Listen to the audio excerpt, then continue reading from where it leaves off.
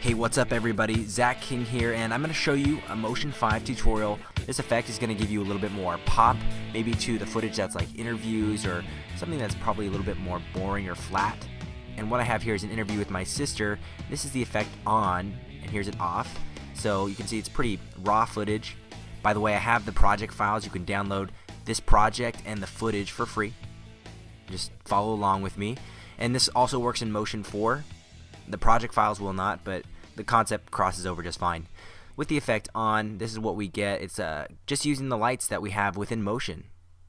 And then we use a shape and replicator to create this little window pane effect.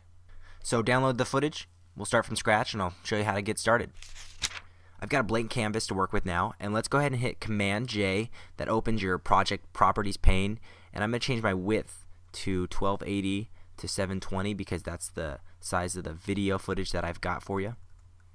I've got the motion lighting footage right here, so I'm going to drop that in. Playing through the shot, it's pretty bland, nothing special. I mean, my sister's special, but I mean, lighting wise, it's pretty boring. So let's make this pop a little bit.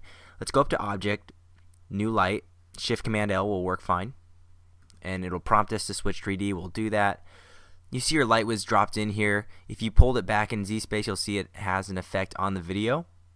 And you can move this light up or down, do whatever you want. But if you come over to your inspector, we're going to want to adjust the properties under the light tab. So light controls, let's change the light type to an ambient for this first light. We'll turn the intensity down. Next, let's throw in one more light, Shift Command L. Start learning key commands. And this light's going to be our spotlight. So instead, let's move this to spot. It's really direct. We're going to bump this up to about 200. You can go 250 or something like that. And then come down to spot options right here. And your cone angle, you'll see if I adjust this, the larger it gets, the wider it goes, and it kind of almost creates a feather. So the cone angle, let's open it up. So let's take this somewhere around 70. And then soft edges, so let's try something like 10. And we can still move this around.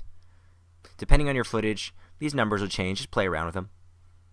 One thing I'm noticing too with the footage itself, I think you can go ahead and color correct a lot of footage right away with the filters tab. Go to color correction, and you've got this levels. And I usually throw this on all my footage.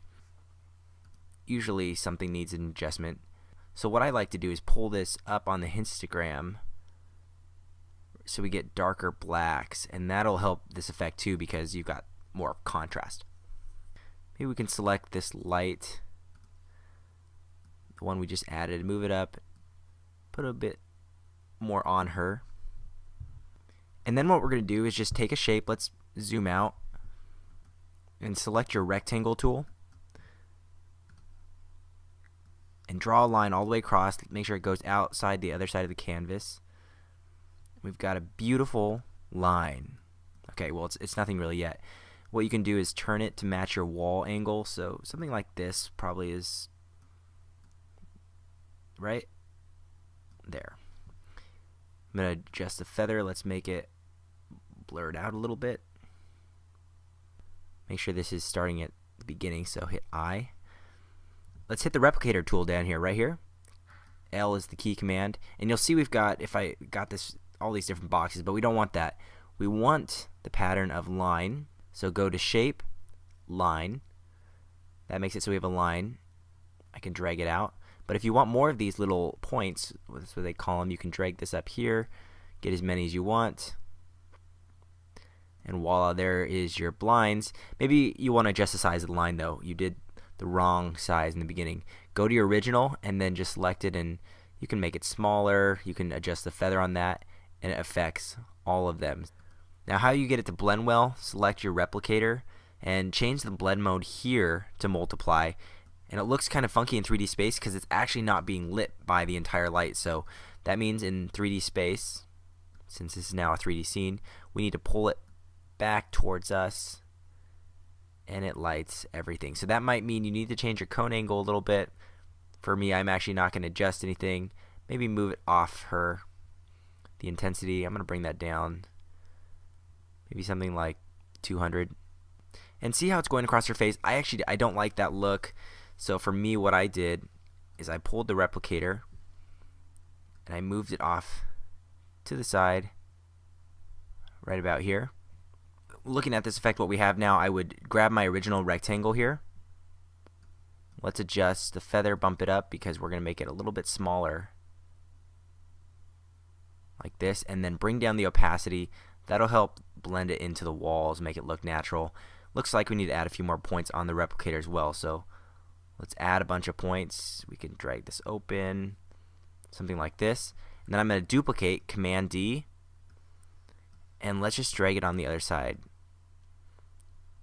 So almost as if we don't want the blinds crossing her. You could, but I think this is better on the eye here. If we play through the scene, looks a lot more natural. So I don't know what this effect is really called, but that is a way to make your interviews more exciting. By the way, if you haven't downloaded the brand new Movie Voice pack, it's completely free. I recorded with some professional voiceover artists, and it's on my website. It's called Movie Voice. So go to finalcutking.com, download that. If you're a filmmaker, you'll probably love it. It's a pack of like hundreds of lines pre-recorded, like the epic "coming soon this summer," that kind of stuff. And that's why I'm not a voiceover artist for trailers. Okay, anyway, I'll see you guys in another video tutorial. Leave comments below if you have questions or if you have a specific effect you want to see done in motion. I'm Zach King. I'll see you in the next video tutorial.